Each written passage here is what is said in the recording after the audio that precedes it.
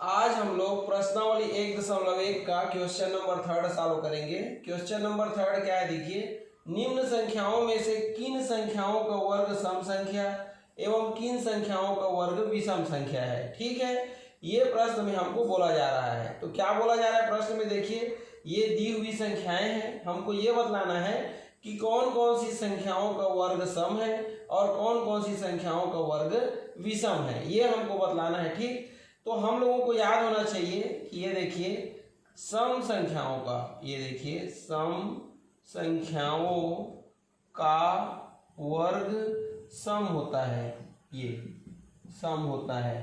ठीक है, और विषम संख्याओं का, ये देखिए विषम संख्याओं ये का वर्ग क्या होता है, विषम होता है। ये देखिए विषम होता है। ये दो लाइन हमको क्या करना है, याद रखना है। ठीक है, तो यहाँ पर देखिए ये 14 को देखिए, 14 क्या है, सम संख्या है, तो इसका वर्ग क्या होगा, तो इसका वर्ग होगा क्या, सम संख्या होगा। ठीक है, इसको देखिए 277 को, इसकी इकाई में 7 है, मतलब ये क्या है, विषम संख्या है, तो इसका वर्ग क्या होगा, विषम होगा। ठीक है, यहाँ पर देखिए ये क्या है, विषम संख्या है, क्योंकि इसकी इकाई में 9 है, इसलिए इसका वर्ग क्या होगा, तो इसका वर्ग क्या होगा, विषम संख्या है तो विषम होगा। तो ये देखिए ये सम संख्या है, तो इसका वर्ग क्या होगा, सम होगा। ये विषम है, तो इसका वर्ग क्या होगा, तो ये विषम होगा। यहाँ पर देखिए ये विषम संख्या है, तो इसका वर्ग क्या होगा, विषम होगा।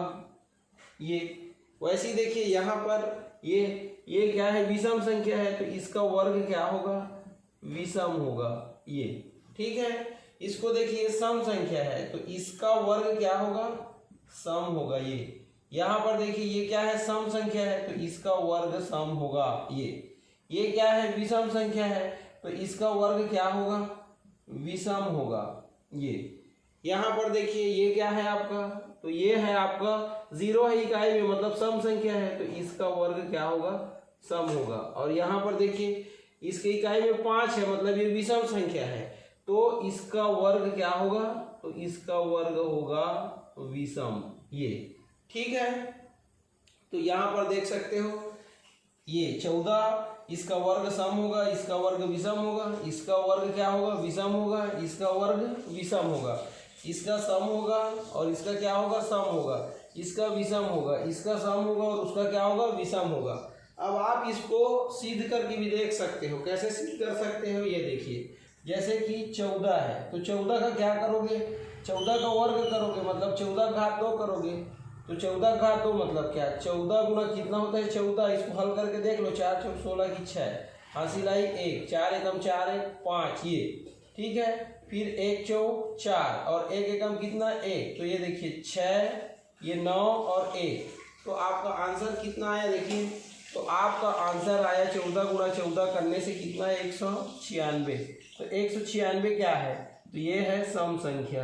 ये क्या है, सम संख्या है ये। और आपको ये 14 क्या था, तो ये था दिया गया संख्या, ये दिया गया संख्या, ये दिया गया संख्या था। और दिया गया संख्या कैसा था, तो दिया गया संख्या था आपका ये सम संख्या था। ये तो आप देख सकते हैं सम संख्या का वर्ग क्या हुआ, सम संख्या हुआ। ठीक, ऐसे आप सिद्ध कर सकते हो, ये सम संख्या का वर्ग क्या हुआ, सम हुआ। ठीक है, ऐसे आप विषम को भी चेक करके देख सकते हो।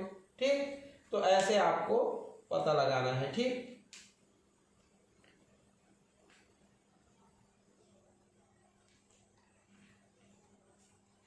अब हम लोग प्रश्नावली 1.1 का क्वेश्चन नंबर 4 सॉल्व करेंगे। क्वेश्चन नंबर 4 क्या है देखिए, निम्न प्रतिरूप का अवलोकन करें एवं रिक्त स्थानों की पूर्ति करें बोल रहा है। ठीक है, तो यहाँ पर पैटर्न को आप देख सकते हो। देखिए 11 का वर्ग बराबर क्या दिया है, 121, मतलब 1 to 1 है।